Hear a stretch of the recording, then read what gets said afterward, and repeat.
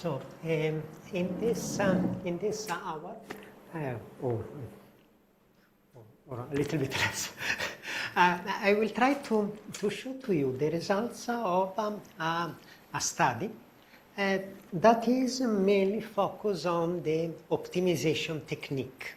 So this is mostly related on the technique rather than the problem. The problem we have already examined. It is the local energy community, but the idea can be applied also to different problems. And the technique is the distributed optimization. So until now we have seen a unique optimization problem for all the community in this case. So the optimization of the community with a central optimization. And the optimization is carried out by taking the measurements, the data that are available by the monitoring systems of the users, collects all the data, the present data, and also the forecast. Also collect all the technical parameters of the installations of the device, of the generators and loads inside each user. And then with the optimization, so an objective function, obtain the results and deliver the scheduling of storage or distributed generation to the users. This activity means that all the data of the users need to be shared with the owner of the energy community.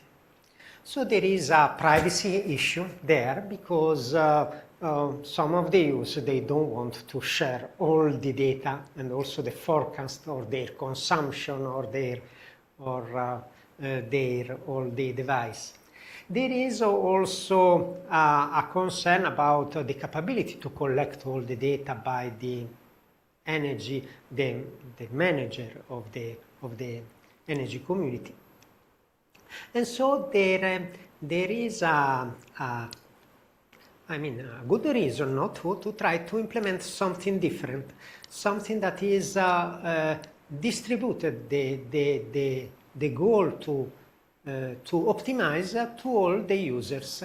So the users, they are carrying out an autonomous optimization, sharing just the data that are needed in order to obtain the common result, so common coordination. So sharing just the data that are needed for the coordination of the optimization problems that are solved by the several users.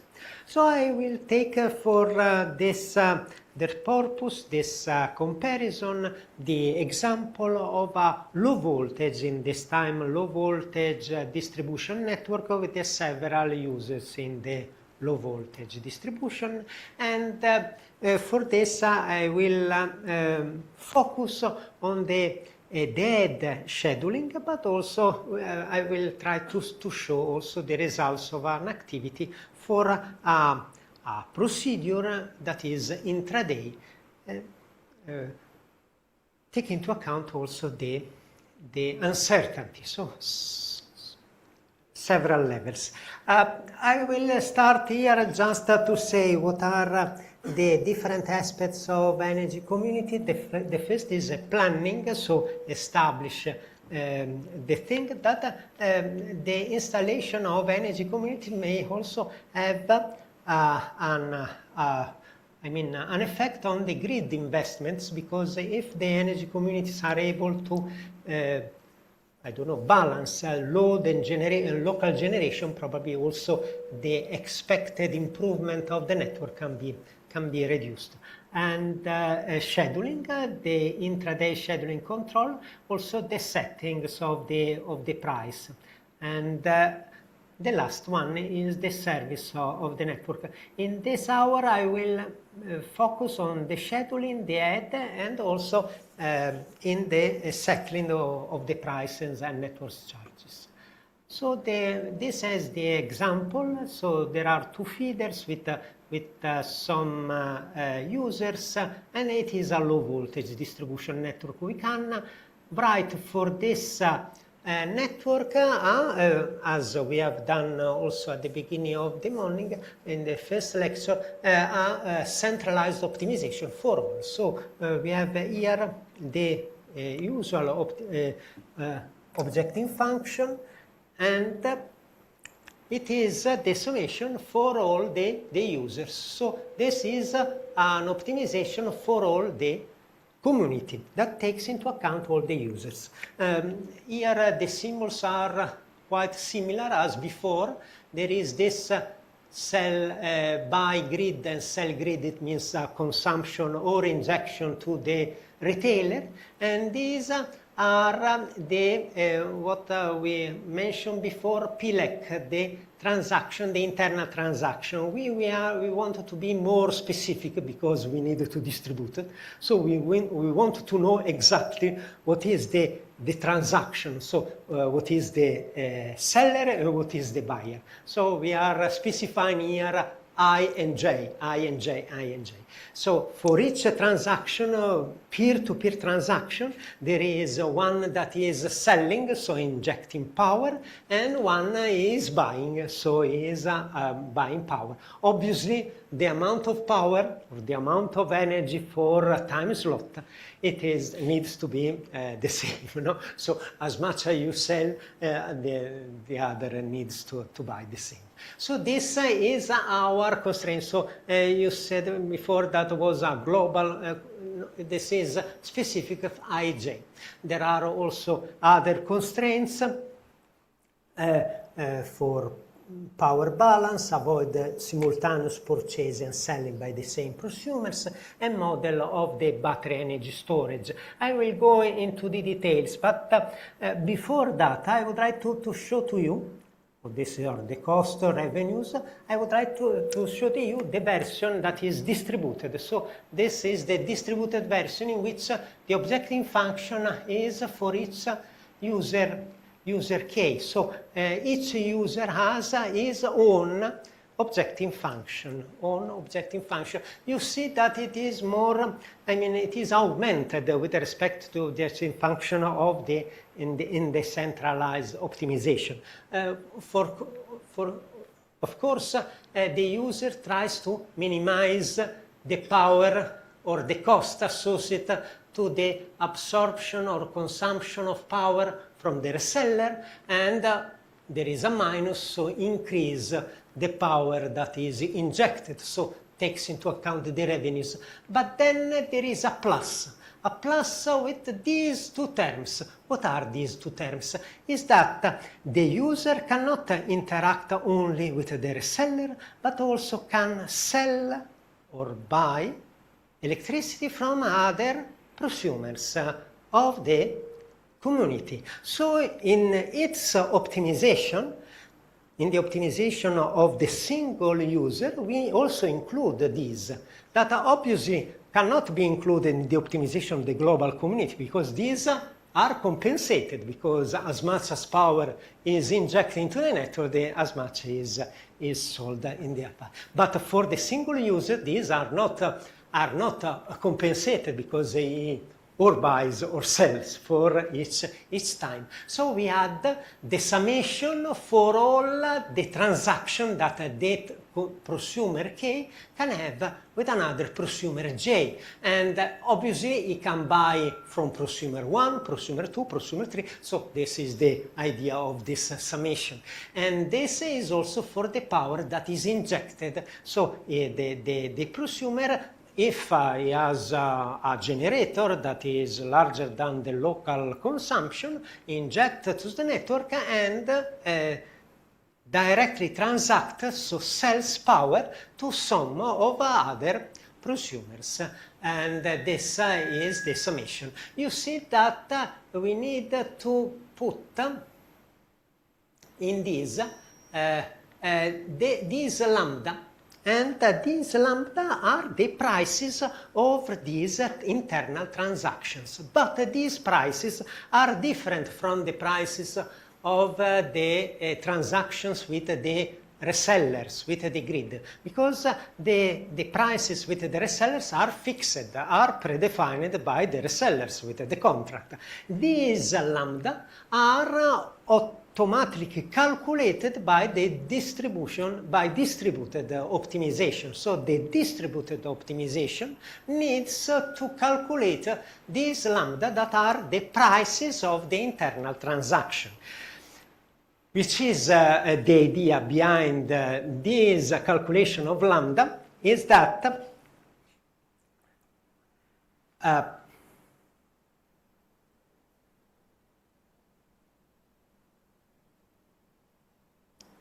it is better to go to this.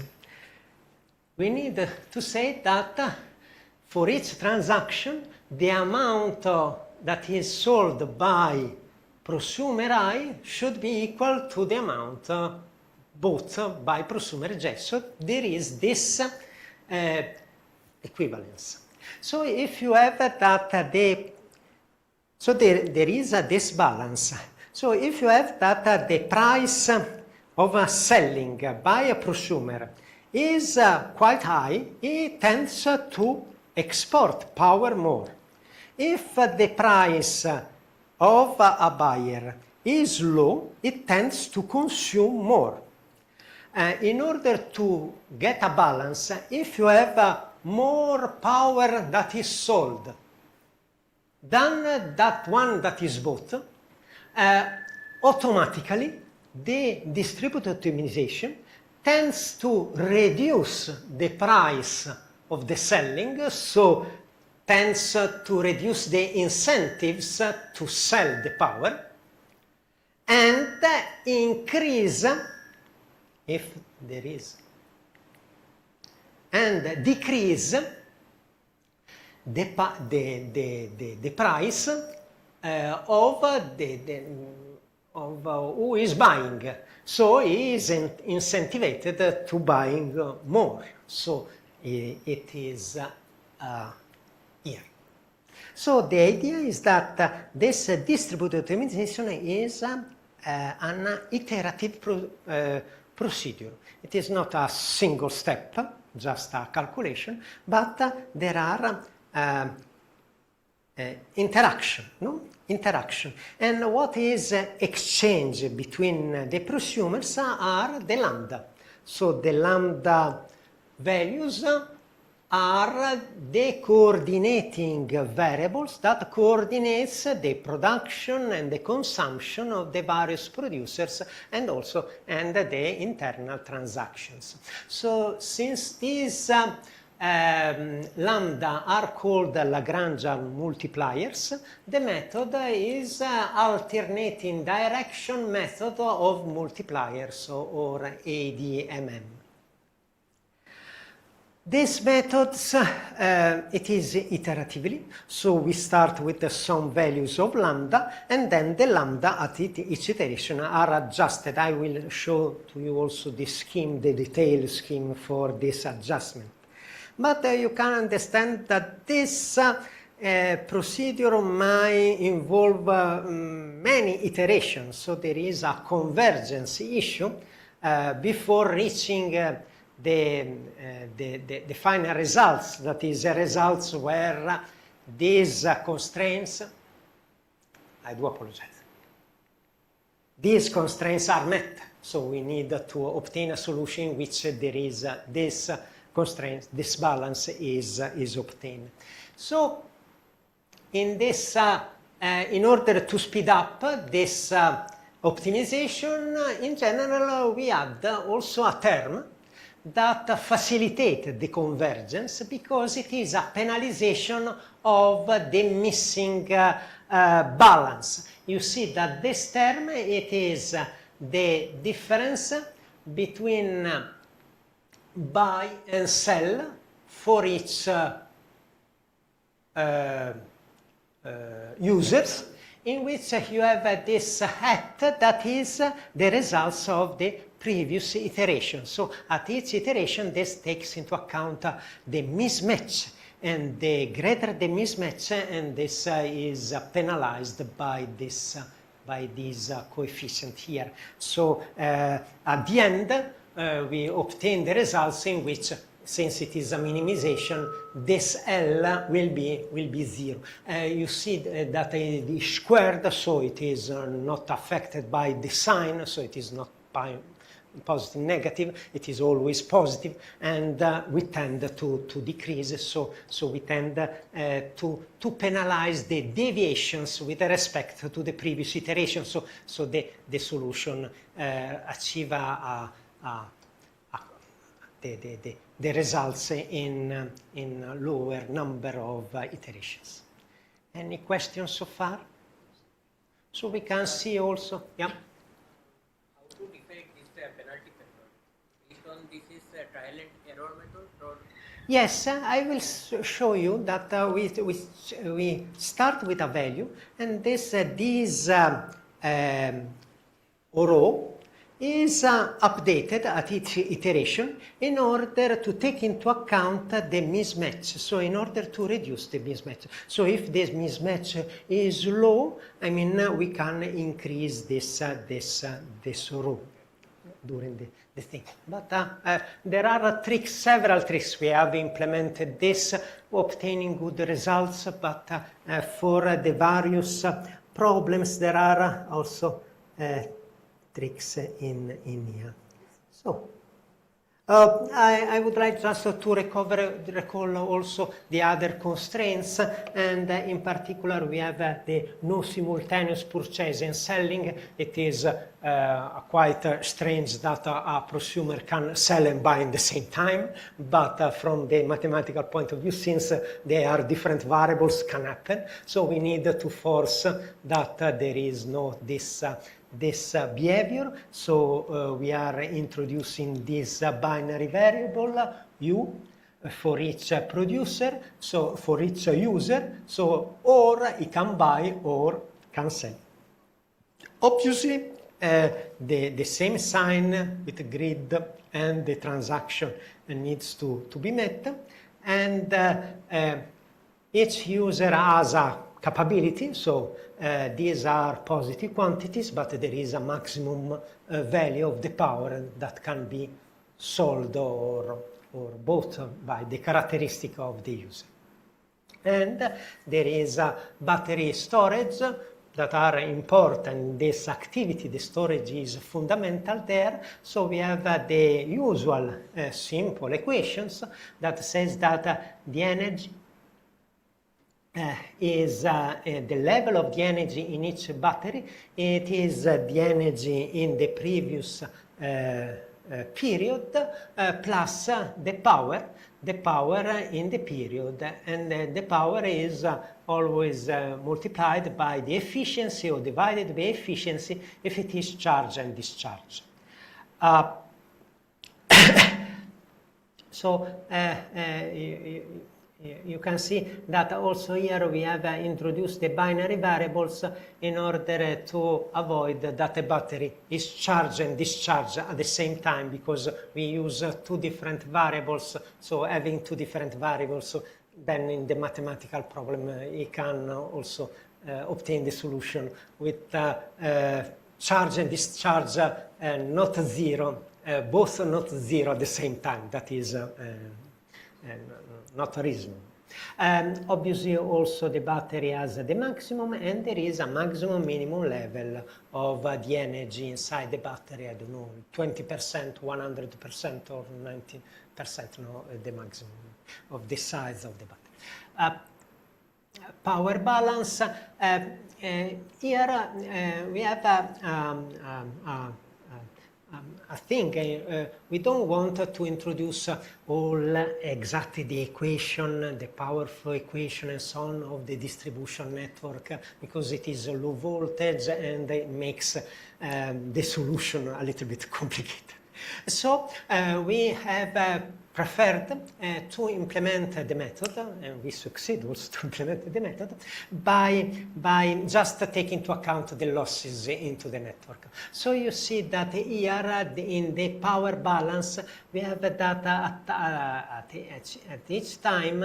There is the generation, the discharge of the battery, the power that is absorbed by the grid, the power that is bought by the other prosumers, plus, and you see that there is the demand, the battery that is charged, the power that is sold to the grid, the power that is sold to the other prosumers, and then we take into account also the losses inside this transaction with this term. That is a simplifying way. We have adopted this kind of trick, we can say. We do this in 2 stages. So in the first stage, these losses are just, these are the resistance of the branches, of the low voltage branches in the feeder, and these losses are the square of the active power flux into these feeders, into the branches.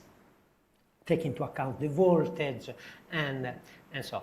And the flows are just given by this simple constraints that takes into account the topology of the grid, so where the users are connected into the network by using these matrices A grid plus, and these matrices here that takes into account the topology and the connection of the various users into the feeders. So, for the second stage, a refined calculation, we can take into account the calculation of the first stage, and the calculation of the first stage gives a sort of efficiency of each transaction. So we can associate to each transaction, to the grid, and to other prosumers, some kind of losses. The losses divided by the power that is transmitted and so on gives an efficiency of this transaction. So we can repeat the same calculation by including, instead of these losses here as before, these coefficients, this efficiency calculated by the first stages directly. So we can say that when we buy electricity, we buy a little bit less, no? Because there are the losses into the network. And when we sold electricity and so on, we needed to sell more, a little bit more, because there are the losses in the transaction. So in this way, we can also include, if you wish, the losses in the transaction. The idea behind this was that this particular community, low voltage community and so on, may be also the owner of the network. So he is interested on lowering the losses into the, let's say, internal network of the community. Okay? In the scenario of this morning, there was the distribution system operator, so it will be the case of the distribution system operator to deal with the losses. Any questions so far? So this is the idea. So this is the, a little bit, I do apologize that is not visible. Well, it is not completed. It will be completed during. I will try to describe the procedure that is not so difficult. It is a little bit tricky to obtain a convergence in a reasonable time. No? But the idea is that we start at the beginning with the initialization of the lambda, that are these multipliers that needs to be that coordinates the single optimization of the various users. And then obviously we have the optimization model, and we obtain a solution that is not meeting the requirements that the power that is sold is equal to the power that is bought. There is someone that is selling too much or too low with respect to the other part that is autonomously optimize the thing and say, okay, I want to buy a lot from that guy, but The other optimization that is independent, carried out independently, says, no, I don't want to buy, to sell. No? So there are at the initial. So at this point, the lambda needs to be updated. It is a second iteration. So how to update this lambda? We calculate the error. So there is a coordination part, so the results of the single optimization are given by the central coordinator, and the central coordinator calculates the error between the power that is bought and the power that is sold by in each transaction, and says, okay, there is a mismatch. This mismatch is R, this R. So he wants to update the lambda so that R will be reduced in the next optimization. So it will increase the price if one user is buying too much. It will be decrease the price if the user is buying too low. No? And for this reason, also the selling will be coordinated. And this, you see here, there is the equation that we have implemented in order to update this lambda. The lambda at the further iteration, and the iteration is indicated here, there with a ni plus 1. Ni plus 1, it is the iteration. It is the lambda of the previous iteration plus something that multiplies this error. So the larger the error, the larger is the deviation of lambda. If the error is positive, it means that we are selling, we are buying, this is buying too much with respect to what is sold, so we need to increase the price. If this error is negative, it means that what is bought, it is lower than what it is sold, so we need to decrease the price. It's good until now. Then there is the trick for rho that is not fixed because we want to decrease the number of iterations. So this rho, it is updated at each iteration or some iteration.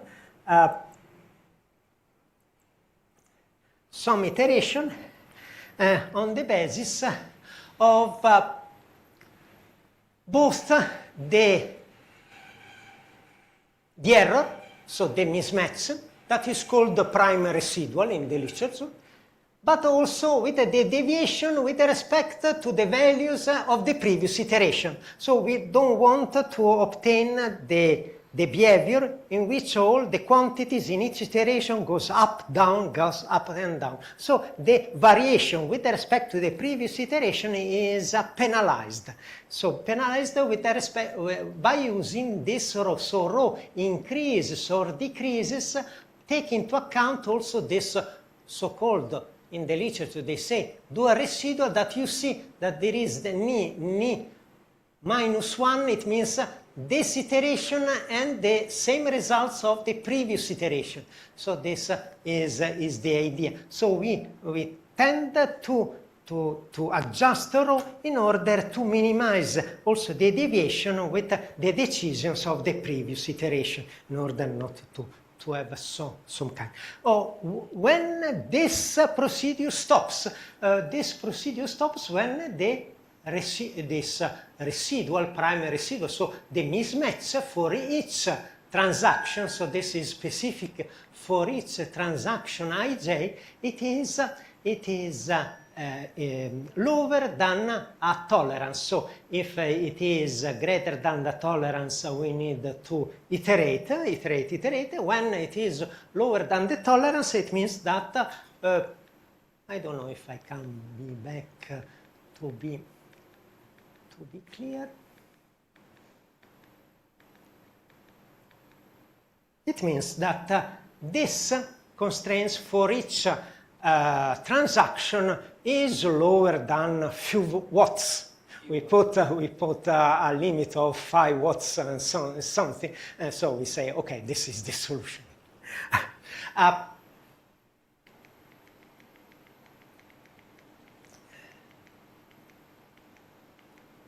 Okay, the results are the branch power flows, the energy transaction, the prices of the transaction, and the battery energy storage.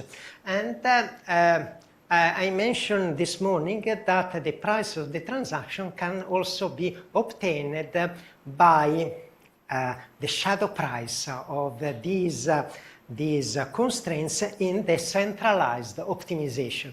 One of the results that we like in this study that we have obtained, that if we implement the centralized optimization and the decentralized optimization, although these prices are calculated in a completely different way, in the centralized optimization are given by the dual variables of the constraints. In the distributed optimization are these parameters that are updated at each iteration. At the end, the results are the same.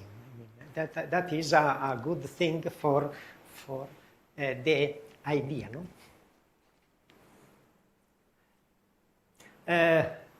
The test case, 1 day divided by 96 periods of 15 minutes each, low voltage feeders.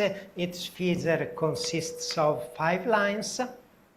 There are 5 prosumers for each feeder, and the total day consumption it is mentioned here with a production, PV production. We consider 73 production. We consider also a best unit for each unit, so for each prosumer. So we can increase the complexity of the work. These are the profiles for the load and PV production.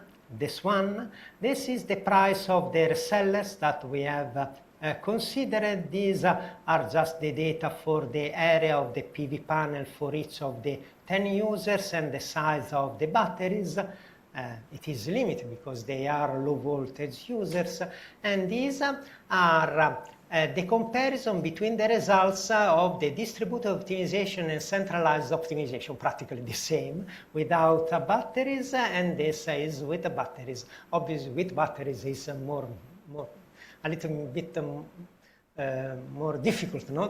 With all the batteries to obtain the convergence, but you see that the results are quite similar. And also this is the energy in the battery energy storage, and the total with the decentralized, the IDMM. You see that both the decentralized and distributed, they use the storage more or less in the same way.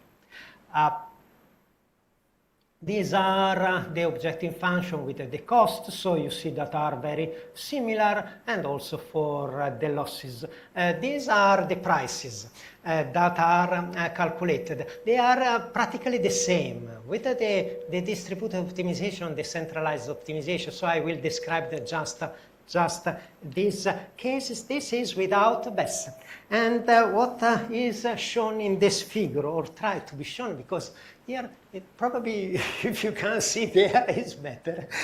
The blue line, the solid line, it is profiles of the price of the reseller when you buy electricity. We have assumed that the price that is recognized when you inject to the reseller, to the grid, power by the reseller, it is lower, it is half. It is the half value of, it is the red curve.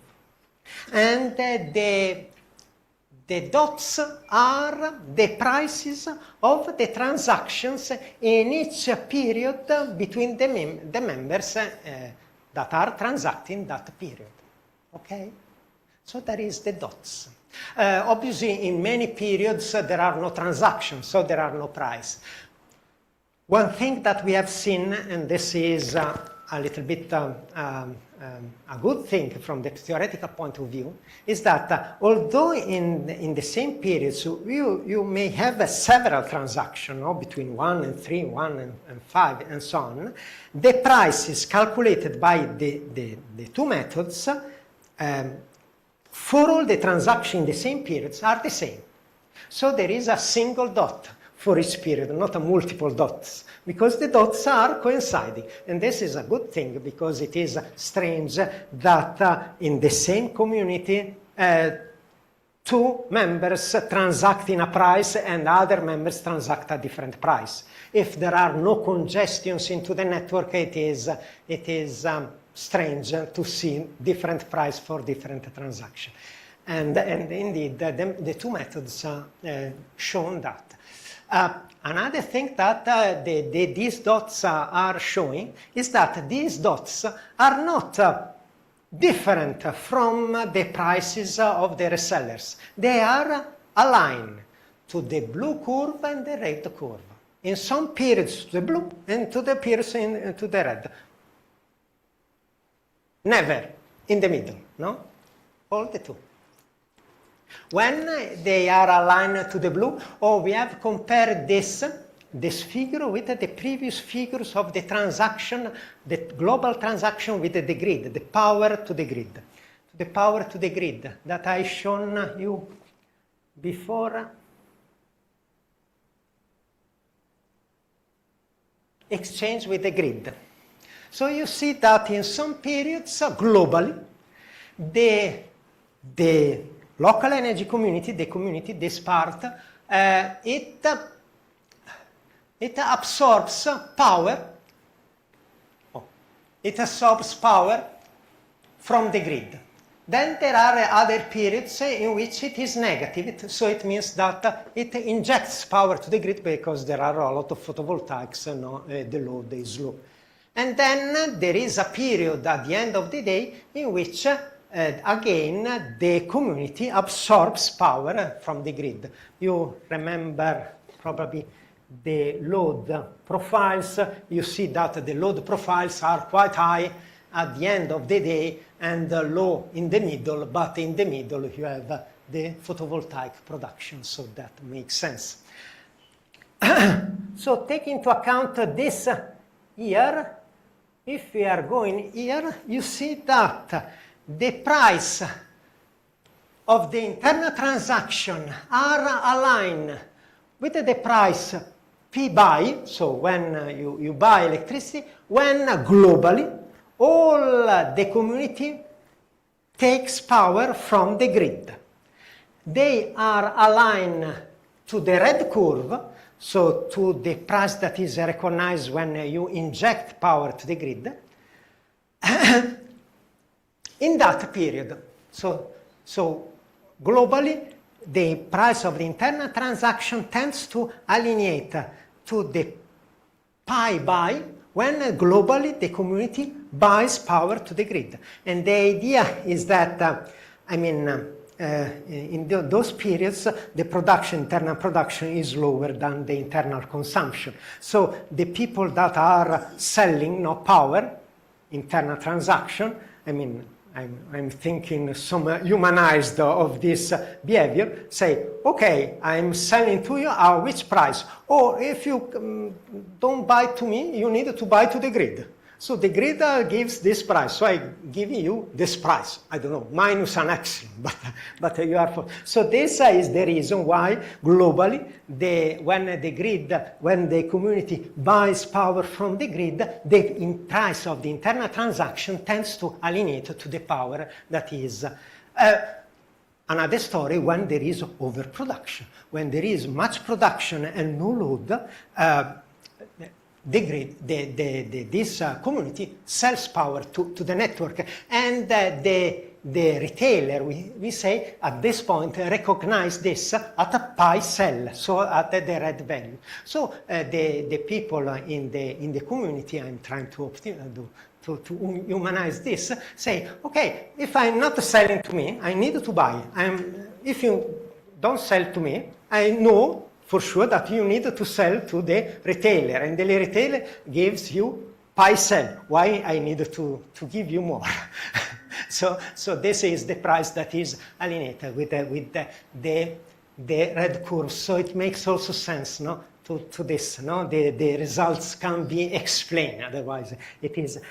When there are batteries, you see that the behavior is almost the same, but you see that there are small deviations, no? And this is due to the fact that the battery, when it is charged in one period and it is discharged in another period. So the energy that is put in the battery has been charged when the price was different from the price when the battery is discharged. So this a little bit modifies, but a little bit, not much, modifies the behavior, and these dots deviates a little bit with, from the previous behavior. Make sense? Do you have any question? So this was the results. I can also show to you the tables with the results. Still also with here we have in this table shown the procurement cost, energy procurement cost, negative values indicated the revenues for each of the prosumers. So 10 prosumers, centralized ADMM.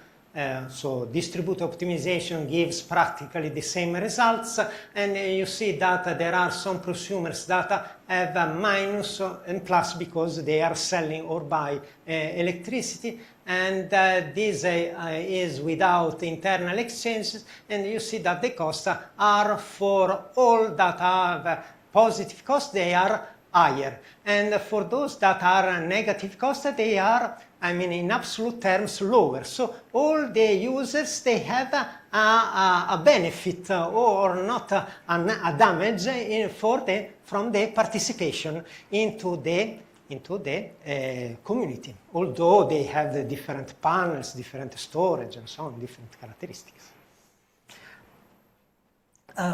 This is the same idea with the batteries. This was without batteries, this is the battery. We have also analyzed the scalability of this method, so not only 10, but also in a single feeder or in double feeder like this. And okay, the same data before. The convergence of the method can be described in this way. It is okay. These are the number of iterations, and you see that this is the error. So these blue dots are the error, the residuals. So when the iterations increase, and by increase the number of iterations, this residual goes down, down, down. When it reaches this very low value, this is the mean value of the residuals in this axis. When it is low, we can say that we have reached the solution. You see also the behavior of the objecting function and also the augmented objecting function. The objecting function is without L, the augmented objecting function. So you see that it starts from here or here. The objecting function increases and then it is stable. So you see that even though the residuals keep some additional iterations, so the method tends to converge very, very early, and then there are no much deviations, at least in the objecting function. You see this behavior without BESS, and with the battery energy storage, you see that the number of iteration is increasing because it is makes more flexible the operation of the system. Then it is more difficult for the algorithm to find the solution because it has more possibility to find. This is we say that the iteration is 46 iteration for battery energy storage units. So the solution time for us, we count it is 300 seconds, but there is a trick here, that we do the optimization, the single optimization in series, so 1, 2, 3, 4 following, but we can also do in parallel and then decrease a lot, because we don't need to do all the optimization one after the other, but they can, since they are independent, they are distributed, they can be done in parallel. So this is the thing. This is for configuration B, so all the uses in the same feeder and the same idea, and then the configuration C for 2 feeders, very long. So it is, we can see that there is also an advantage from the algorithmic point of view. So if you increase a lot the number of users, the centralized optimization has some difficulties. After 1 hour and a half, the problem was not solved by the we use Cplex, so the Cplex algorithm cannot find the solution. Gives the gap is too much. The distributed optimization reaches a solution. So the distributed optimization, when the number of users is very big, can be also a way in order to address the issue of the dimension of the problem. That if the problem is too large, by discretizing, separating the optimization can be useful. But that was not the primary purpose. It was, in general, it is the privacy issues that we mentioned.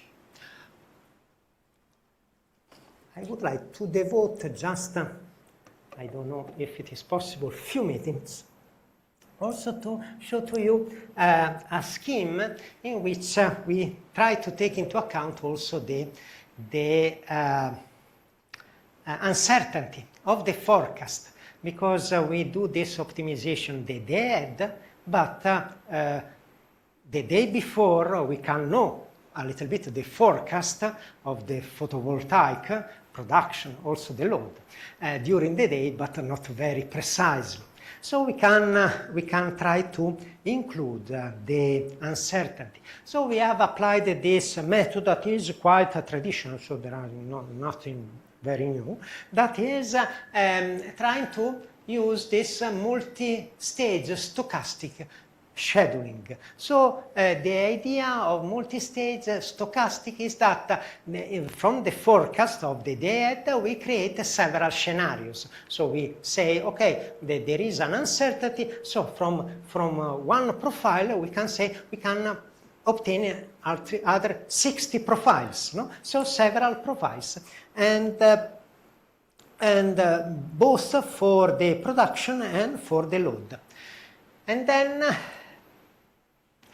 we can obtain then a tree of decisions for each stage. What is the idea of the stage? Is that we calculated the optimization in the previous day, but thinking that during the day the uncertainty increases, so we can update our decisions during the day. So instead of taking just one decision at the beginning, we say, okay, for example, 4 stages here, in other 3 points during the day, we can update our decisions, take into account the actual condition into the network.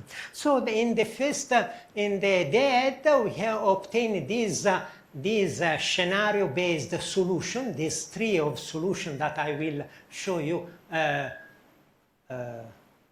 after, and then we can also implement a rolling horizon optimization during the day. So at each stage, we can conduct an optimization for that stage, and take into account the results of the previous optimization, and take into account that in our case, the level of the batteries at the end of the stage needs to be the same as the one calculated in the previous day in order to take into account all the optimization of the day, not only for that stage.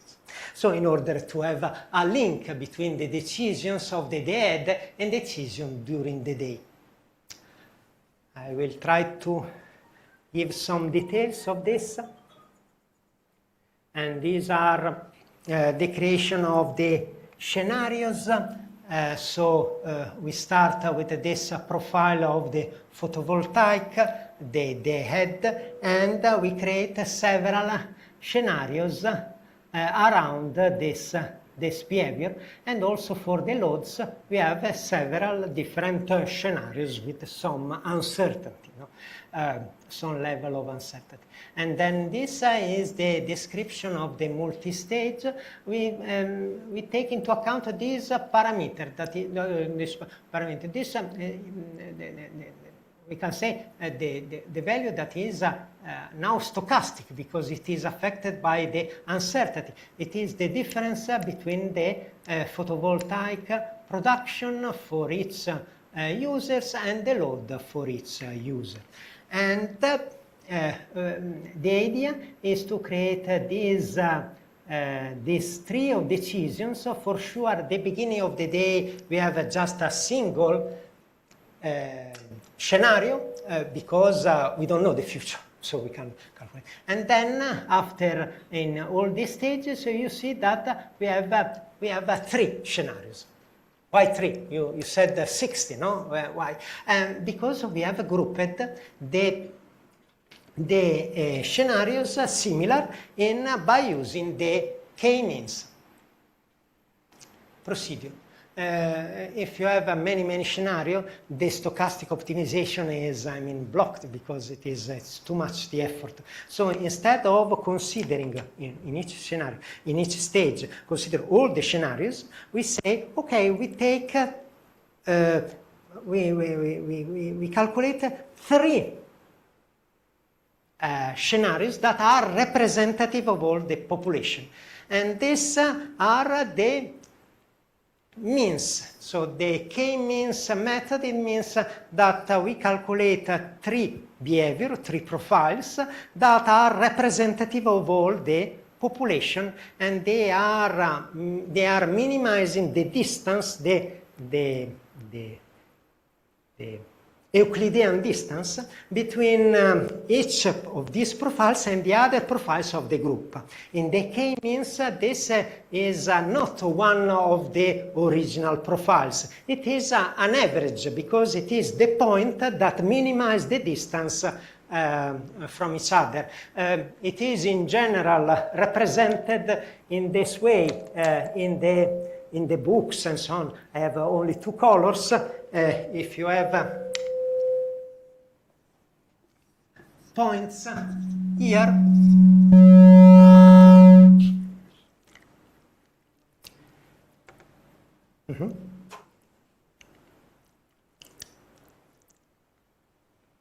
I will not use the second color. I will say these are X. You have this population, then you succeed. No. And then you see that this population can be represented by a point that is in more or less in this position and a point that is positioning there. So minimize the distance within. So we take just this and this in order to represent all the points, and these are these in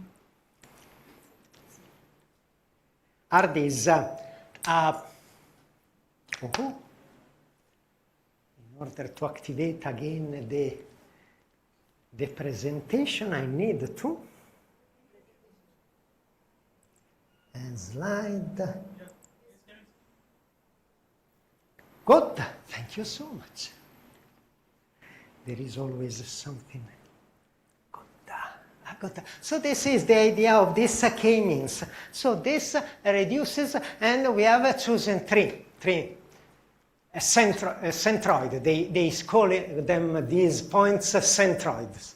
Why 3 and not 2 and not 5 and so on? We have done a little analysis, and we at the end the error, no, to consider just 3 instead of 5 and so on was limited and so on. So was a good way. There is an analysis, elbow method, and also, but these are the details. And this is quite common to use the k-means, no, in many topics. And obviously, the stochastic optimization is a little bit different with respect to the other, because it takes the same objective function as before, but for each scenario, we have also this element that is the probability of each scenario. So at the end of the scenario, you see also here in the, I think, the values here, and the scenario, for each scenario is included the probability.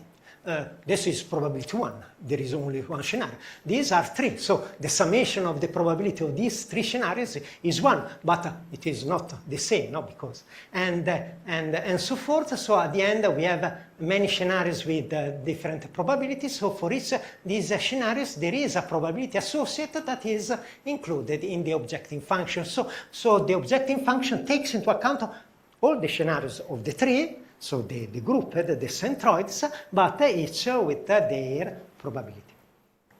Any questions so far?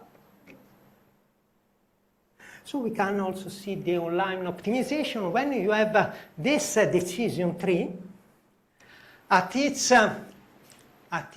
stage,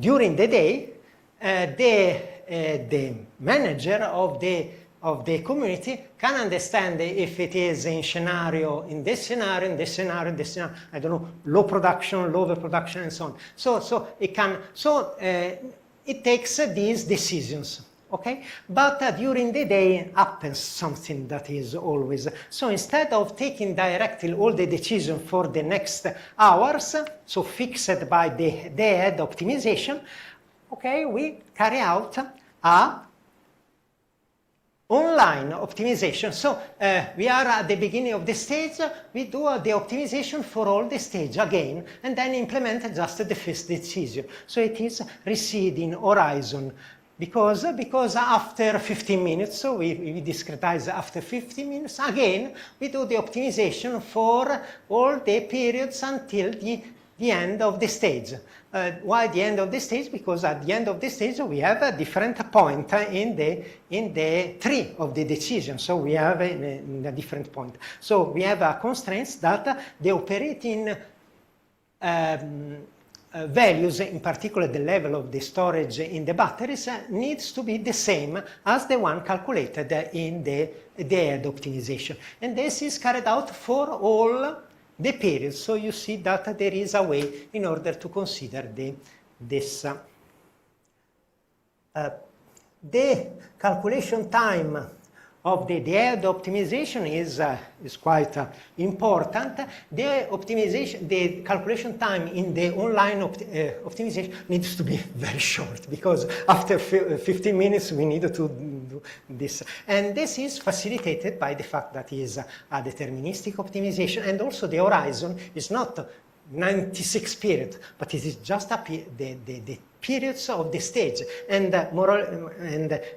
when you are going, no, it reduces, because it reduces, so it is always reduced. In general, we have 20 seconds and until 1 second at the end, because it is just on one period. So the characteristic of the online calculation, also the online calculation, it is the ADMM, so the iterative procedures that we mentioned, and we have implemented a parallel scheme in order to reduce the calculation time. The state of energy at the end of each stage, it is the operative condition in the battery. The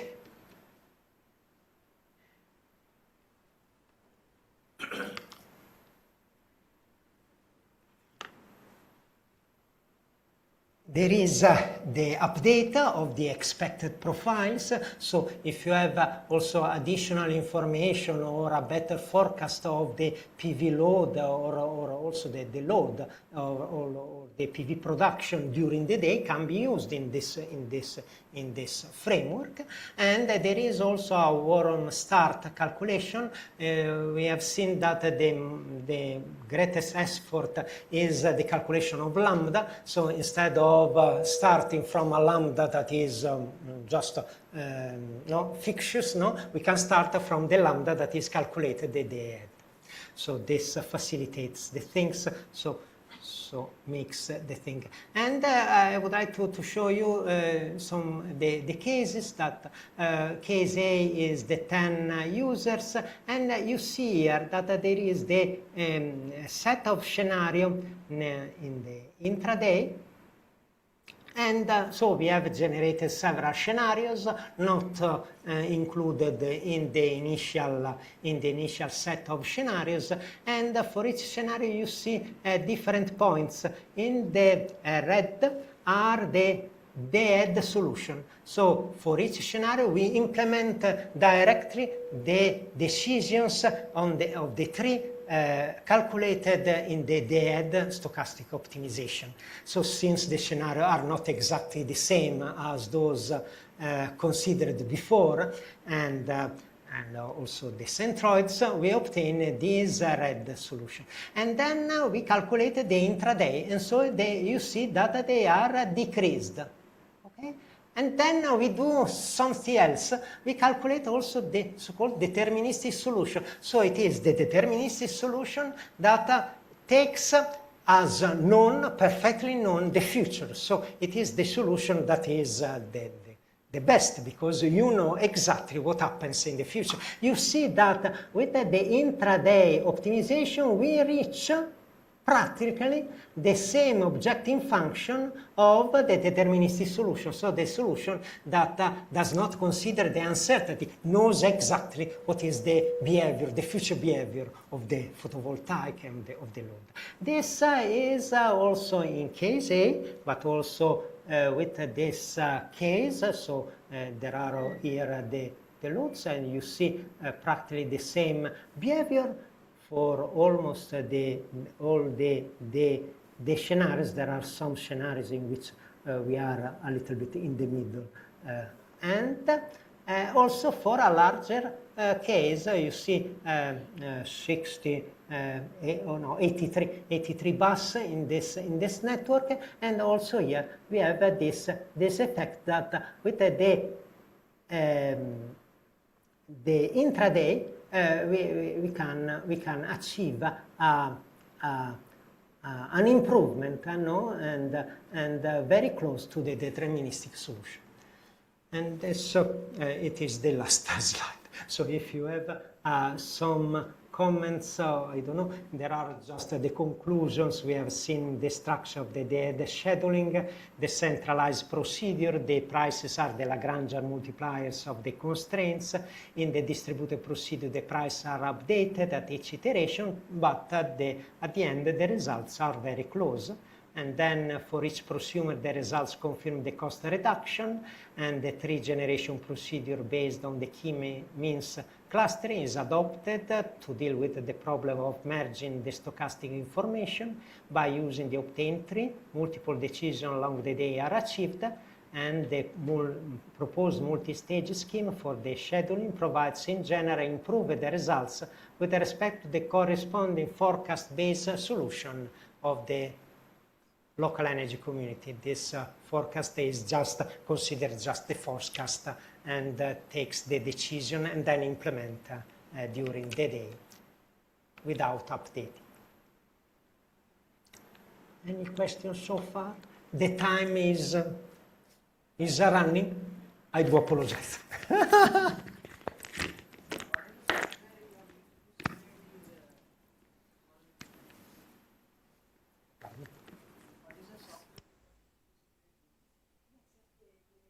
The basic of these optimizations are the solvers. And for this, all these calculations were carried out by using the solver that is Cplex, that is calculating. Also Gurobi obtained practically the same results. For my understanding, the same. so they are the same. So it is an optimization that it is based on these. So you can implement in different frameworks, GAMS, MATLAB, and so on. We have implemented by using this software that is called IMS.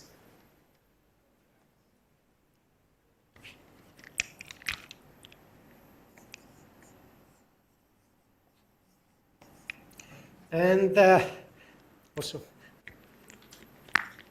but I'm not. It is not an advertisement. It is. I'm using the free version. So, if there is no more questions, so we're ending this session number 6. So we'll meet in the second half just after the lunch. So we're having a lunch break now. So hopefully we can meet at 2:30. Right? Okay.